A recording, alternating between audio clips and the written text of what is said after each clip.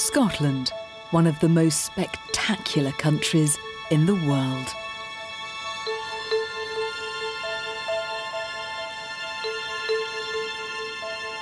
In this series, I'm taking you on a journey of celebration. It's a chance to reconnect with the stunning scenery right on our doorstep.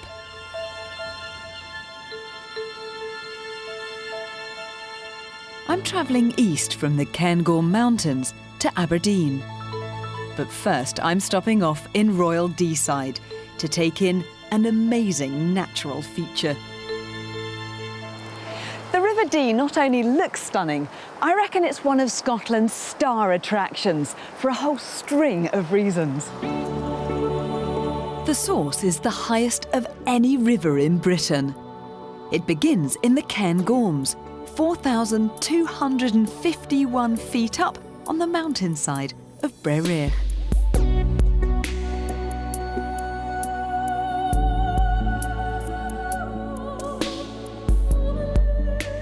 For 85 miles, the Dee flows through Scotland's beautiful countryside, picturesque villages and towns. The river's end, the North Sea.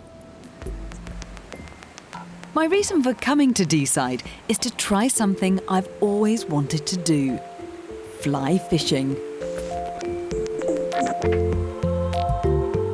It's believed the modern version of this graceful sport was invented here 90 years ago.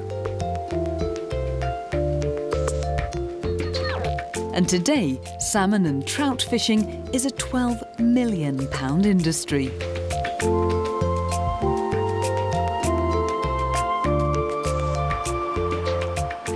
Last year, 6,000 fish were caught on the Dee, making it the most successful salmon river in Scotland. But times haven't always been this good. In the 90s, salmon numbers were at an all-time low. Rivers like the Dee were in crisis. Gilly Ian Murray knows this river inside out. He's been fishing here for over 40 years, so knows only too well about this alarming decline. We did know that there weren't enough fish coming into the river. There were things like pollution, netting at sea, all sorts of things. Everything's pretty well against them. So we had to try and think of some scheme so that the fish we had were protected. What they came up with was a system called catch and release. Here, anglers return every fish back into the river. And it's worked. Salmon numbers are healthy again, with over 20,000 anglers enjoying the challenges of these waters every year. All over on our beach, we're catching about 250 now, salmon and sea trout and grilse. So that's been a success. Well, I'm not going to take your word for it. I'm going to put it to the test. Can you teach me how to do this? Yes, I can do that with pleasure. Here we are. Get these on and we'll start. I'll go and pop up into your hut and get garbed up. You ready for this? I've got the hat, I've got my safety specs, got the life jacket, got the waders. What's one thing I've forgotten? Have you got a rod for me, by the way? This one? Ah, we're going to share, OK. Yes. Right, I don't even know how to hold this thing, so but what it's do all I do? right. Usually there are fish lying around there. So the object is to get the fly out there and see what happens. It'll be something like this, look. Just out there into the water. Simple. That's now, look at that. That was a good cast. That's straight, that was. That's right, that was good enough to catch a fish. I can see how you'd get completely addicted to this, though. What is it about the river that you really love? Working on it, standing in it, hearing the sounds of it and relaxing, it's fine. And it's the ultimate thing to do if you're an angler, is to catch a fish on a small fly in a Scottish river on floating line. Port of Kings and the king of sports.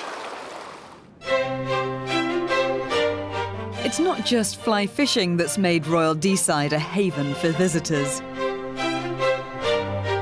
Further along the river is Balmoral Estate, the Scottish Highland home of Her Majesty the Queen. This stunning 65,000-acre estate and castle has been in royal hands since Queen Victoria and Prince Albert bought the land in 1848.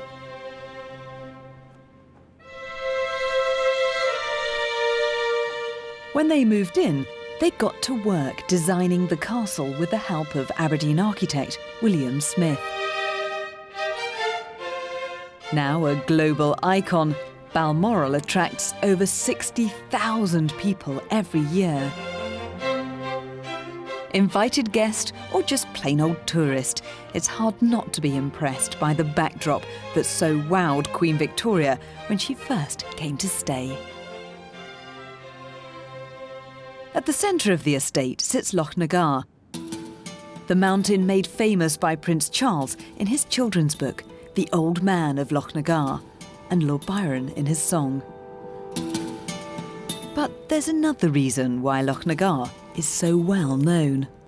For whisky drinkers the world over, this mountain is most famous as the home of a truly majestic single malt. A malt created from the Scarnock Springs at the foot of the mountain. And 160 years ago, this whisky received a very royal seal of approval from Queen Victoria. I've come to Royal Loch Nagar Distillery, the only distillery on the Dee, to meet Stuart Adamson. He's going to give me the inside story on their special visitor. Stuart, how did the relationship start between the Royals just down the road and the distillery here? Well, the distillery here was built in 1845 by John Begg, who came out from Aberdeen. Queen Victoria came to Balmoral, and John Begg wrote to Prince Albert inviting him to come to visit the works of the distillery because he knew that Prince Albert was interested in all things mechanical. Did Queen Victoria develop a bit of a taste for your whisky? It's reputed that Queen Victoria did drink Loch Nagar, but she used to mix it with claret, thereby ruining two of the world's greatest drinks.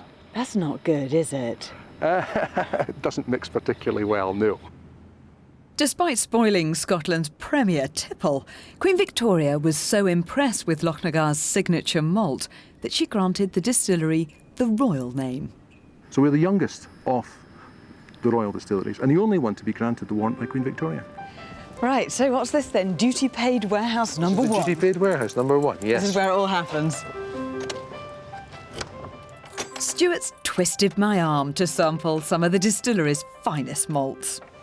Thank you. So we'll start with the 12-year-old.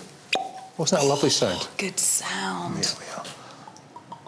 Even better sound. So what are we looking for?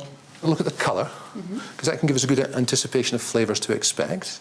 And then we want to take it to our nose and we assess the aroma, the smell of the whisky. Very nice. Some green, some apple? I was going to say quite fruity. Quite fruity, yeah. OK, now that's what we want to do, is we want to put a couple of drops of good water into it. So I've got some water here. I want to put a couple of drops in. Now, why do you add the water? I wouldn't normally take water with my whisky. When you add the water, you get what they call viscimity. This is where the water and the whisky mix together. What it does is it softens the whisky and it pushes the flavours up.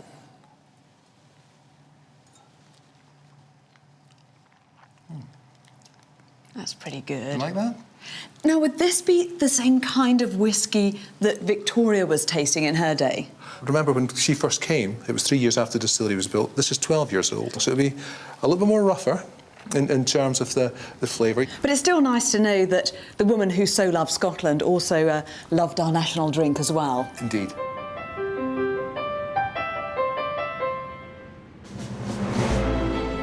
Coming up, I head to Aberdeen to discover the city's granite mile. They wanted to make the finest street in Scotland. You can't get better than that. And just what is it about this bridge that captures the imagination of every Scot?